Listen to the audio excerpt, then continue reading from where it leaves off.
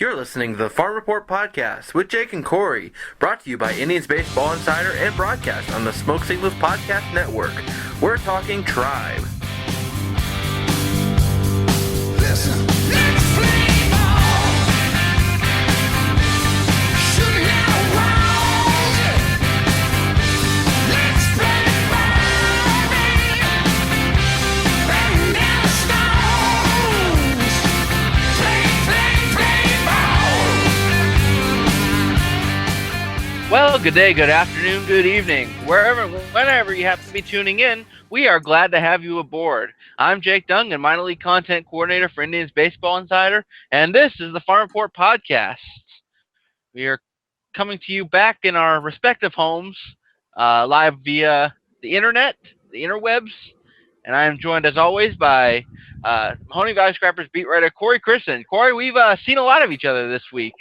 Yeah, we sure have. You made the trip down to Mahoning Valley for a certain outing from a pitcher that we'll get to. But yeah, Jake, from the time we spent in Lake County, which I enjoyed being up there, that's where we were last week for this podcast. And if you go back on the IBI website, you'll find it was Jake, me, and Tyler Stotsky, our captain's guy, and we got good stuff out of there. And I had a great time up in Lake County.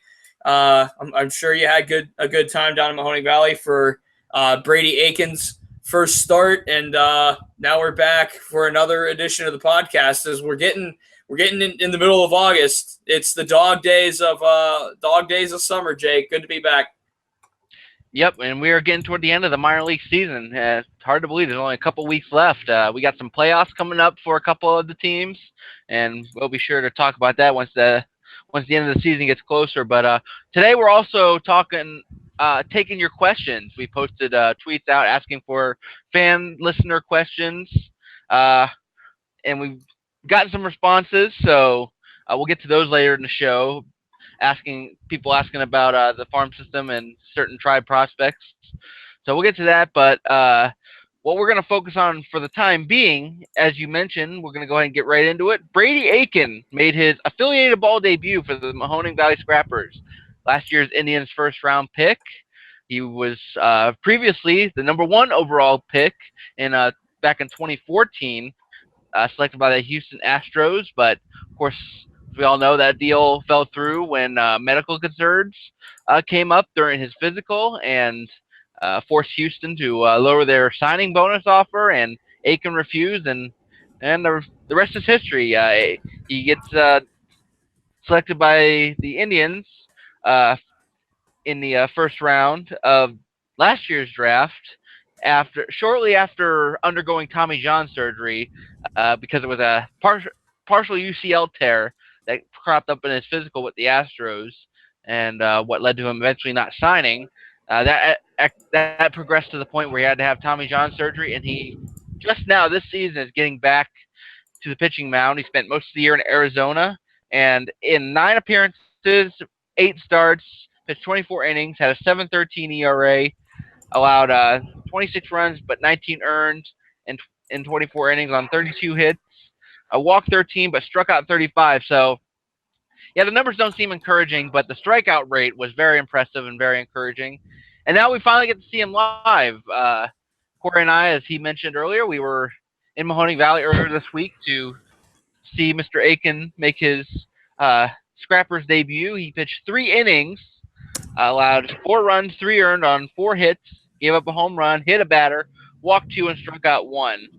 So, and we talked to him afterwards, spent a good 5 minutes talking to him.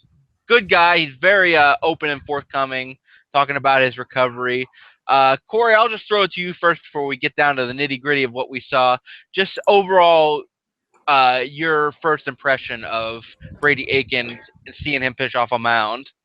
Well, the first impression that I got, he is as big as advertised. He's every bit of 6'4", maybe a little bigger. And this is a kid that the Indians spent quite a bit on. You know, they took a bit of a gamble on it too. I mean, 17th pick coming off of Tommy John. We know the medical concern with that UCL, like you mentioned, and he's got it repaired and everything. But now it becomes about reps for Brady Aiken. And he went out in Mahoning Valley, and his pre-surgery velocity was in the mid-90s. It was floating around 95. He was never a big fireball guy. Came out in Mahoning Valley in that first start, and he was upper 80s, low 90s, and I think you came back up to the press box and said he topped out at about 91. So for Aiken, I think right now it's about reps and it's about getting back out there. He didn't have a good outing in Mahoning Valley if you look at numbers alone, but you had to kind of be there to know that he was playing in wet conditions. He was playing in sloppy, humid, gross weather. His first outing with a new catcher and a new pitching coach. Well, I shouldn't say that. With a pitching coach that he hadn't worked for in a couple of months, in Mark Allen, who's now with the Scrappers as Ty Dickinson moved on beyond the system. So, I mean, he even acknowledged. He said that he made a couple of mistakes in those first couple innings. The process has been long, but it's about getting back out there. And certainly I don't think he'll be moving too much more this season. I think he'll be kind of stuck in Mahoning Valley for the rest of the season, which is okay. He needs to get reps. And with Tristan McKenzie going up and Micah Minyard going out to Lake County, there's certainly a void for a guy like him to fill. So for him to get the experience that I think is more crucial than anything, because pitching Mahoning Valley or pitching in low A is way different than spending time in extended spring training down in Arizona. So I think that for Aiken, if we can get out there and if he works on getting the velocity up, which is what I think is going to be key for him, if not, then he's going to have to start changing some stuff, then I think he could become, he's listed as the best pitching prospect in the organization by most outlets, including IBI. So if it's about getting out there for him, then I think this is definitely the right step for him. Yeah, Aiken right now currently listed as number 2 in the Indians prospect rankings on MLB.com. Their top 30 prospects by going team by team, and behind Bradley Zimmer, of course. And a couple things to keep in mind with Brady Aiken for fans who might be concerned right now. One, yeah, he's still fresh coming off of Tommy John surgery. It's a long recovery process. Even after you get back on the mound, it's still going to take a couple weeks, a couple months. It's going to take a while before you can feel right again on the mound. 2, the Indians are in no rush to bring him up, even if he didn't have Tommy John surgery, because, well, look at their starting rotation. All very good starting pitchers, tops in the American League, if not all of baseball, under team control for multiple seasons. So they're in no hurry to bring Aiken up. They're going to let him develop at his pace and give him all the time he needs. And then 3, going along with that kind of same vein of they're in no rush, he's only 19 years old, and he's actually just about to turn 20. As a matter of fact, a little early happy birthday wish to him because, fun fact, he and I share the same birthday coming up this upcoming Tuesday, August 16th. He'll be turning 20. I'll be turning 23. So, well, happy birthday to you, Jake. Thank you. But the point is, Aiken will just be turning 20 next week, and he's just getting back on the mound. He's already up to Mahoning Valley, which I was actually a little surprised. I thought they might keep him in Arizona with the facilities they have down there in case there was any setbacks. But they felt he was ready to move up, but I would still expect a very slow moving development. Let him do what he needs to do to get back on track. And you mentioned his velocity, so we're going to go ahead and get into that because I was able to get some of the velocity readings for Aiken during his start, and like you said, he was throwing upper 80s, low 90s, topping out at 91. So in pre-surgery, he was 92 to 96. That's 92, 95, topping out at 96, somewhere in that range. And I was reading articles during the course of his start because I was surprised to see that his velocity was down. And there were articles that had quotes from and reports from scouts in Arizona who were expressing concern about his velocity being down. Now, are the Indians concerned yet? I wouldn't think so, just because he's still so early in his development and it's still so soon after his surgery. And Aiken himself, when we talked to him, he didn't show any concern. We asked him about his velocity, and he said that, hey, you know what? Look, guys come back from Tommy John surgery in different ways. Everybody's different. So some guys come back throwing softer than they did before the surgery. Some guys come back throwing harder. It's just one of those things that you might have to build back up after surgery. Now, and I'm not saying it will happen. I'm not saying it won't happen, but it's just something that he's going to have to figure out how to get that back. And right now, it's too soon to say whether or not he's lost velocity for good. We're just going to have to give him whatever that ample amount of time to kind of get back on into that groove that he's used to. So, what are your thoughts on his velocity being down? I mean, is it a direct result from the surgery? Is it a matter of him? And I'm not going to accuse him of being unconditioned or being out of shape, because I don't think that's the case. I think he did enough to stay in shape, and he looked fine. I mean, he did not look thin, or he didn't look bulky or, for lack of a better term, fat down in Mahoning Valley.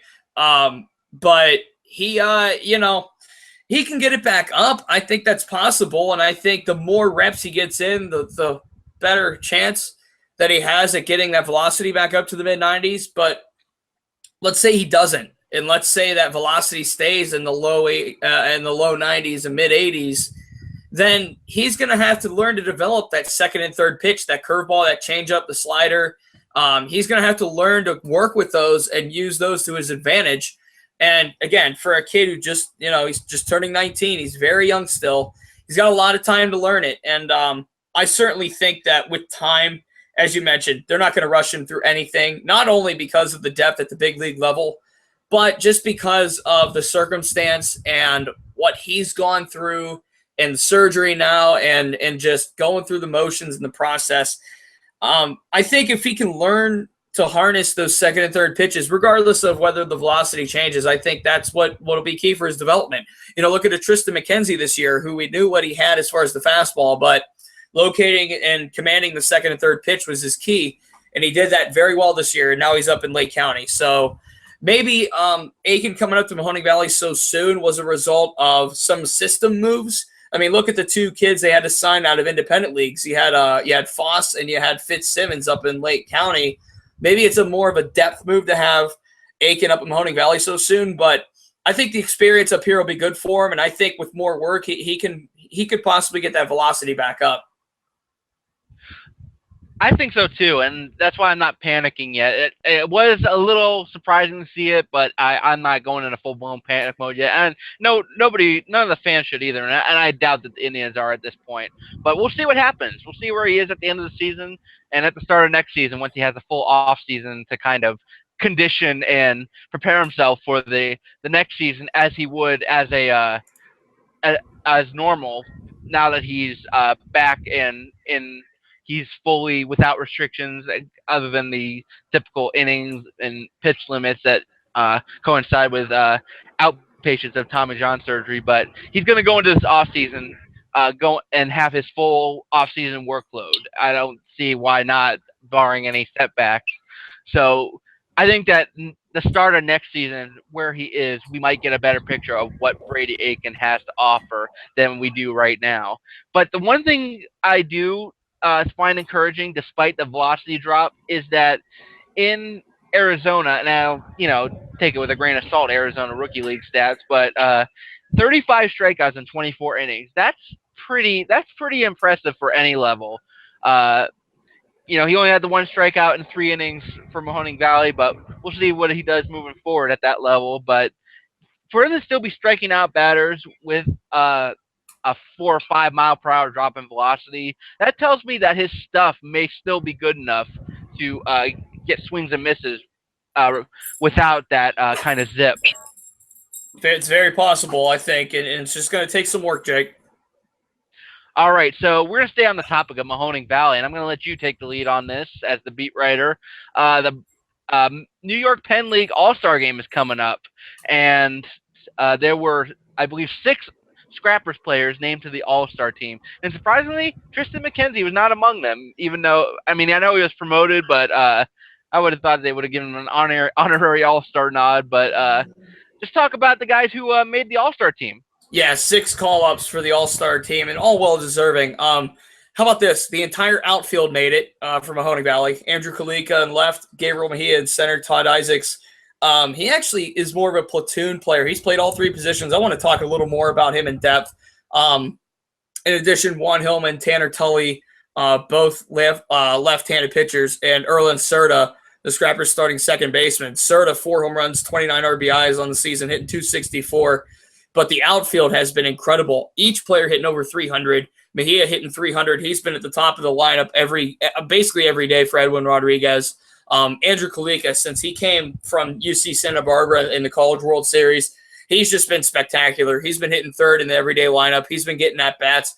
Already at 100 at-bats in 29 games. A home run, 18 RBIs, and a .370 average. He's stolen 10 bases already in those 29 games as well. But Todd Isaacs is the one I want to get into, and he's really interesting. You know, speaking to him after and before games, he's a great interview. He's a great kid. And, 26 games played, he's already got 5 home runs on the season. 5 home runs, 11 RBIs, and a .370 average. He's reaching on base at a .402 clip. So he's put in the work that that you need from a guy who, is learning to develop. He spent all the time in the Arizona League last year. He was a 19th round pick last year, the Indians. He told me the other day, and this is interesting, he wants to be the first Bahama native, the native from the Bahamas, to make the Hall of Fame. And I found that really interesting that he has those goals and those sights, and he's willing to work for it. And he's quickly becoming one of those, Tony Lastoria, our editor-in-chief, those diamond in the rough pieces, those maybe low-end prospects, those low-level prospects who maybe don't get enough attention. Todd Isaacs, he's a guy who's slowly working up. We talked about the outfield depth that in the lower levels, like the Jod Carters and those guys. Well, slowly but surely, Todd Isaacs is starting to bring that depth even closer and getting a little deeper. So all the fielders are well-deserved. Erlen Serta, he's been hitting cleanup every day for Mahoning Valley. And the 2 pitchers, Juan Hillman and Tanner Tully. Tully entered the season as a reliever. He's 3-0 with a 1.13 ERA on the season in 8 games. He's been moved to the starting rotation a bit lately. He's been grabbing a few innings out of the rotation. I'm honestly shocked that he made it. And Michael Letkowitz, he's a guy that could have made it but didn't. Letkowitz 5-0 and a 1.26 ERA and 14 appearances on the season. Very shocked that Letkowitz didn't make it. He's a 23rd rounder from this year in 2016. But Juan Hillman, he's done very well this season. His last start, he went 3 innings, and then he went a little rocky after that. Hillman 3-2, 3.13 ERA on the season. Regarded as one of the top, 3 or 4 pitching prospects in the system. And he's talking to him, I'm telling you, Jake, he's a trip. He's funny. Every time, if he's walking by and I talk to a player after the game and he's walking by, he'll stop and ask where his interview is. And there's been a couple times where I'll ask him a couple joke questions, and he rolls around with it.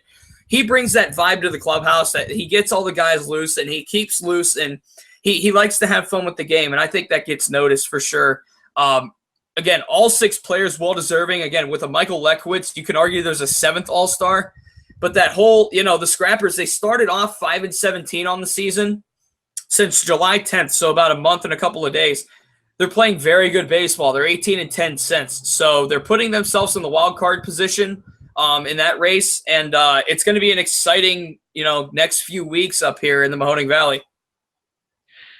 You brought up Isaacs, who is interesting because not only is he having a great season, he is on a red-hot stretch lately. I'm looking at his profile now. Last 10 games, he's batting close to 400. He has 4 homers, 8 RBIs in that span. And he obviously had the walk-off homer a few days ago for Mahoning Valley in extra innings. He had a 2-homer game that night. Yep. So, definitely a guy to keep an eye on, just the way he's playing this year, batting .370 overall, the 5 homers, 11 RBIs. He has 6 stolen bases, too, so he has a little bit of speed. And the one thing to watch, to keep an eye on, though, is that strikeout rate. He has 26 strikeouts versus 4 walks, so maybe down the line. Maybe down the line somewhere he's going to have to address his plate approach. But right now, yeah, he's playing very good baseball right now. Has a 402 on base percentage, OPS of over 1,000. So some very good baseball being played, not only by Isaac, but that whole outfield. Mejia is interesting to me.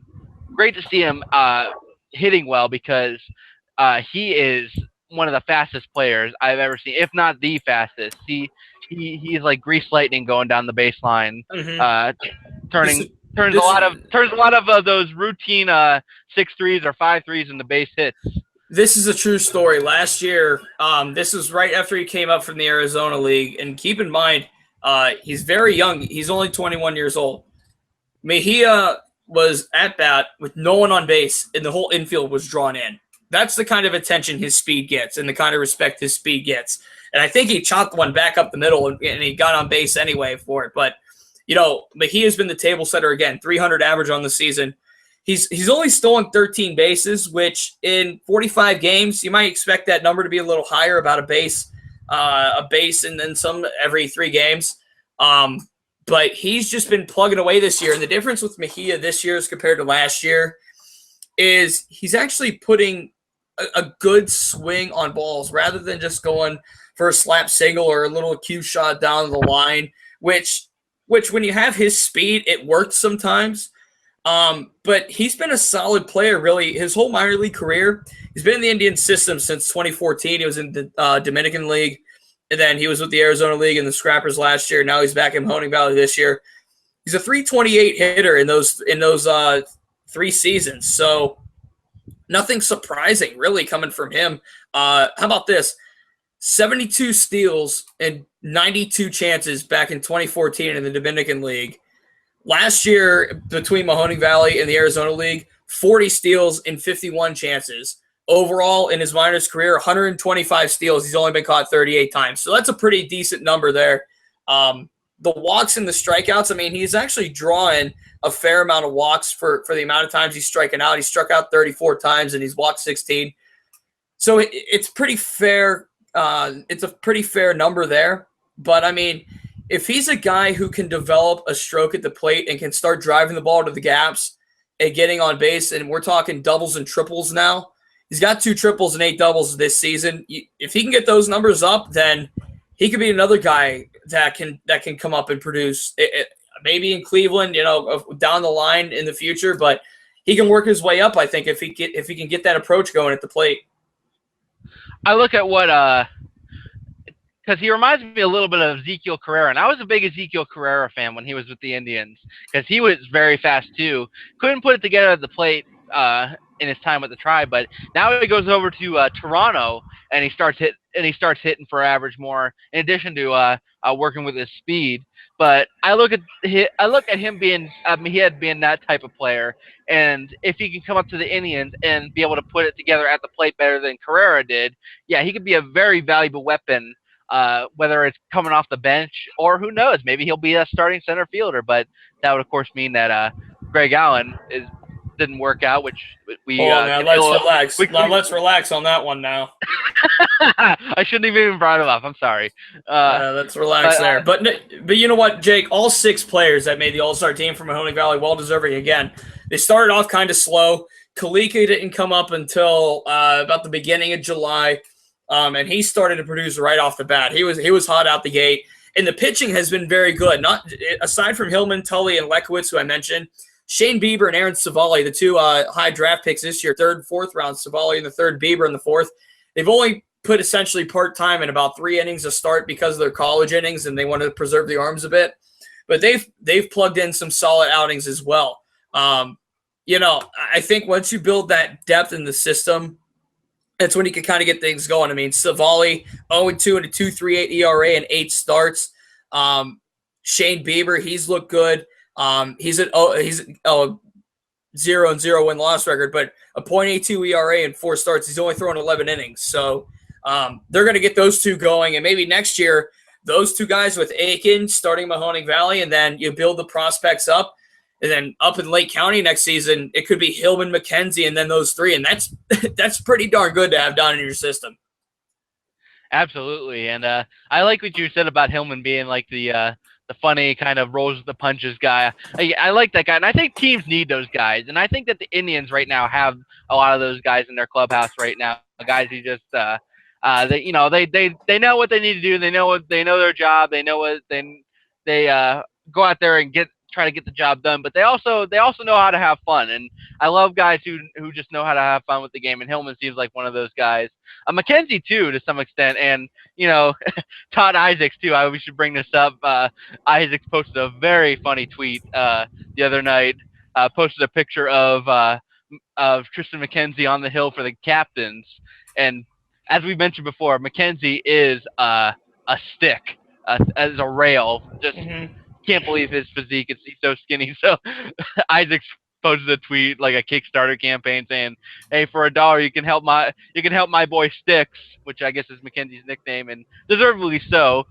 You can get him some food or get him to eat or whatever. But it was funny, and I enjoyed that. So yeah, I love the Indians have a lot of guys in their system, whether it's in the big leagues or in the minor leagues, that they just know how to have fun, and they know how to play the game and while still having fun.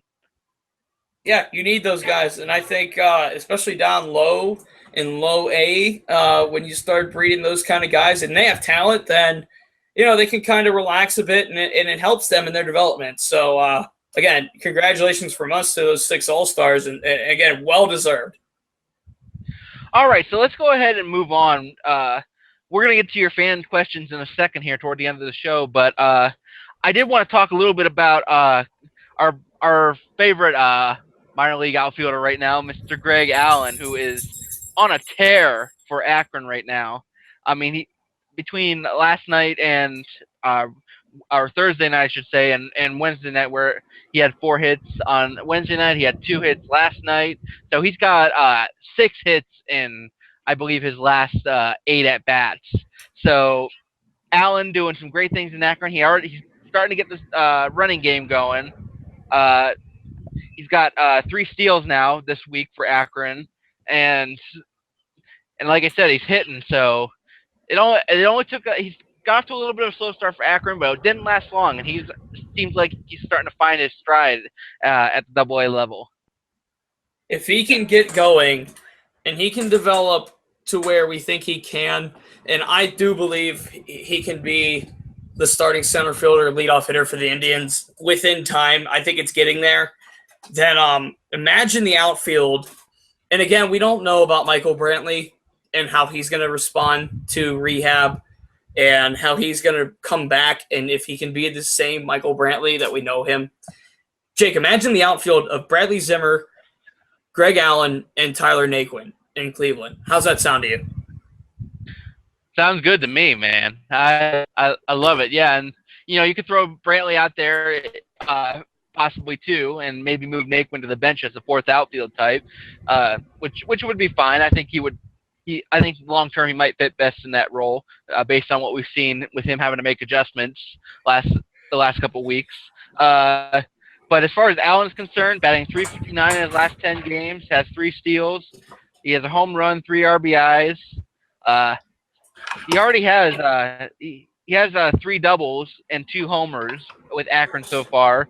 So hasn't quite got the extra base stroke going, but I've noticed what he does when he tries to do when he gets up to the plate. The hits he tries to get is he tries to get those little Texas leaguer singles to the opposite field, tries to dink them in front of between the shortstop and the left fielder. So and that's not a bad approach at all, trying to go the other way with it. And, if it gets into the gap, you can certainly get some extra bases out of it. And going the other way, especially if you're going towards shallow left field, you have the best chance of getting on base, because if you did that towards right field, you might have more of a chance of getting thrown out at first. But even if that was the case with Allen's speed, I don't think that would happen. But just seeing him getting things going at the AA level just shows what kind of talent he is, and how intelligent of a hitter he is and a player he is. And defensively, he's about as good as anybody I've seen in that outfield in Akron. I want it to work so badly, because, I mean, just what he's doing in the minor leagues, and look at his numbers down in Lynchburg. I mean, just the rate at which he was getting on base and his defense it was really the reason why I think he was put in the system in the first place, was because of his defense and his speed. Just the way he's developed offensively has been great. And you can't help but to think, I know Greg Allen was part of the deal that would have brought Jonathan Lucroy to the Indians, but you can't help but to think, with Lucroy vetoing the deal and keeping Greg Allen in the system, if the Indians felt more comfortable with dealing Clint Frazier or Bradley Zimmer and eventually dealing Frazier off for Andrew Miller. You can't help but to think that. And maybe the system is showing more confidence in Greg Allen. Maybe the organization is believing in him as what we are talking about that he could be. I just think he's a fascinating prospect because he's not really getting much attention across Major League Baseball. I mean, we know about him because we see him, and now he's in Double-A Akron and he's producing. So maybe more people nationally and other guys like us who talk about minors for other teams, maybe they'll start recognizing and noticing. But I think he's very under the radar, and I think it's very undeserved. I think he's a great player. I think he offers many tools that don't get talked about. And like I said, could he be starting in center field for the Indians in a couple of years? I certainly think that could happen. And, it depends on how Zimmer and Naquin and how Brantley's rehab progress. But all signs are just positive for this kid right now. Yeah, and you mentioned him not getting national attention. He's just now starting to get some of that, turning some heads on a national scale. I mean, the latest MLB top 30 prospects lists Greg Allen at number 20. So he's climbing up the ladder as far as the prospect rankings go. So he'll now that he's up at the upper levels and starting to hit well at Double-A, he'll start getting that attention soon enough, especially when he gets the run game going, which he's starting to now. Right now, on the season, between Akron and Lynchburg, he has 41 steals in 49 attempts. So he's only been caught 8 times, and already he's posting a 391 on base percentage for Akron. So he's got an on base percentage of over 400 on the season between both levels. So yeah, he seems like that prototypical leadoff hitter, like we said before. And now with Frazier out off the books, I think that it opens up an opportunity possibly for Greg Allen moving forward. Because I think that I don't know if the Indians still view Zimmer as their future center fielder, but if not, if they consider moving him to like right field or left field, depending on what goes on in Brantley, the center field spot should be Greg Allen's. It's possible. It's very possible. And there's guys behind him, too, that are coming up. Again, we talk about these guys in Mahoning Valley that are coming up. They're a couple levels behind Allen, but the depth is definitely there, and there's potential in that outfield. All right, so let's go ahead and get to our fan questions. We got we did get a good one. This one actually made me think. This is from at Derv Mackey, Devin Mackey, I should say. He wanted to know who is the best underrated or late round prospect in the system. Now, underrated, to me, that's two different questions, because underrated, we could go a bunch of different directions on that. So I wanted to focus more on the late round draft prospect that has kind of flourished and blossomed in the Indians farm system and worked their way up. So I was looking at the Indians top 30 rankings, like I just mentioned, the MLB.com rankings, and looking at the guys on the list and where they were drafted. And right now, among the guys on the list, I would say the best prospect that was a late round draft pick has to be Sean Mormondo, because he was a 19th round draft pick in 2011, and he has worked his way up, become one of the Indians' top starting pitching prospects. Not the guy at the top of the list, but certainly within that top 5, top 10, however you want to rank him. He's gotten time up in Cleveland in the bullpen, hasn't pitched well, but he's gotten up to the point where the Indians feel he's ready to pitch in the major leagues. He's got off to an amazing start in Akron, pitched okay for Columbus. What are your thoughts on this question? Because this got me thinking, and that's my answer. Devin, is Sean Mormondo, as far as late round draft picks that have just blossom in the farm system. Oh, I want to go the underrated route, and I have two guys that were drafted after round 20. I mentioned his name earlier when I was talking about Mahoning Valley, and I know it's early in his career, but so far Michael Lekowitz has looked really good out of the back end of the Scrappers bullpen. He's 22 years old, listed at 6'4", 220, so he's got the frame. Small college, Augustana College, he's a 23rd round pick from the Indians this year. 5-0, 1.26 ERA in 14 games. He's thrown 28 and 2/3 innings, and he's only allowed 4 runs. So he's certainly looked good this year. If he can progress, under the radar guys. But the guy I want to talk about, 25th round pick from 2015 last year, and Connor Maribel and what he's done. You know what? Last year in Mahoning Valley, he struggled a bit.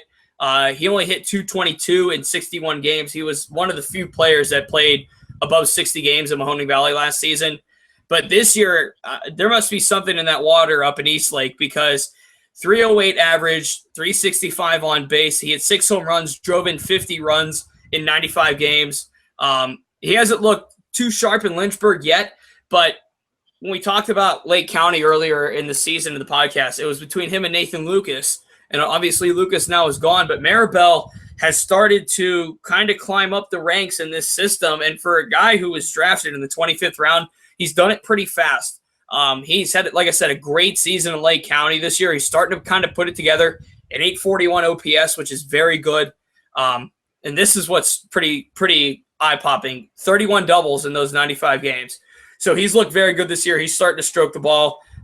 He's hitting it to all fields. He's showing gap power. He's showing home run power. And that's encouraging because, behind guys like Bradley Zimmer and Greg Allen now, you got to have those guys in the lower levels. We talk about Anthony Santander, who's also in Lynchburg, and he's starting to move to first base. Really, it's Connor Maribel and the guys down in Mahoning Valley we mentioned earlier. So very encouraging stuff from what we're seeing from Maribel this year. I think that would be my under-the-radar guy that we need to start paying more attention to. Well, if you remember, we talked about him in our live remote podcast in Lake County last week. Tyler Stotsky had some thoughts and insight on him, and he actually said that this was not only a surprise to us and as the fans and to people who are analysts and whatever, but it was also a surprise to the Indians. I mean, he mentioned talking to coaches, and they said they had no idea that this would be coming from Connor Maribel this year, but it's just a testament to the work he's put in the offseason trying to improve his game, and now he might put himself among the top ranks of outfielders in the system. And yeah, that gap-to-gap power, the doubles he's been able to put up, he's showed some pop hitting home runs, shown a little speed. I think that next year, once he gets going a full year in Lynchburg, we'll see what Connor Maribel really has, and potentially if he plays well there, we'll see him in Akron at some point later next year too. So kind of following the Greg Allen route. But yeah, very impressed with Connor Maribel, and I would argue that behind Clint Frazier and Greg Allen and like Anthony Santander among impressive outfield performances this year, I would say that Connor Maribel is right up there among the top offensive performances from Tribe outfield prospects. You know what? I'm looking at some of these prospects, and I'm looking at some of these guys, and I have one more in mind, and we've talked about him again before on here, and we're looking at Lynchburg again, and David Spear, the pitcher, he was drafted in 27th round in 2014, coming out of the bullpen for Lynchburg this season. He's just been solid. I mean, 3-0, 2.01 ERA. He's thrown 34 games, and he saw a little bit of time in Columbus too. He had a cup of coffee there, but only 14 runs, 12 of those earned in 53 and 2/3 innings. That's another under the radar guy out of the bullpen too. And you got to build that depth. And we talk about how the Indians hammer Shaw and Allen and now maybe Miller, and there's really nothing much else there. You got to build that depth in the bullpen to keep it solid. And what's that rotation that's locked down for another 2 more years beyond this season? What's it worth if you don't have the ancillary arms to back it up? Spear's another guy who was drafted late and is coming up and starting to bloom as a pretty good prospect in the system. Totally agree. And yeah, there's another guy brought up, and boy, why he isn't in Akron yet, I don't understand. But Spear, yeah, definitely impressive what he's done, not only this year but the last couple years. And yeah, you need that left-handed bullpen depth, as has been very apparent with the Indians this year. So hopefully they move him up and they get him a chance to work his way onto that major league radar at some point. Last thing we want to talk about before we signed off today, a little bit of a scare down in Columbus. Bradley Zimmer had to exit a game down there after he was hit on the hand, on the fingers to be more specific, by a pitch on a bunt attempt. But according to MLB.com Indians beat reporter George Bastian, he's expected to be fine, and that there's no serious injury or anything like that.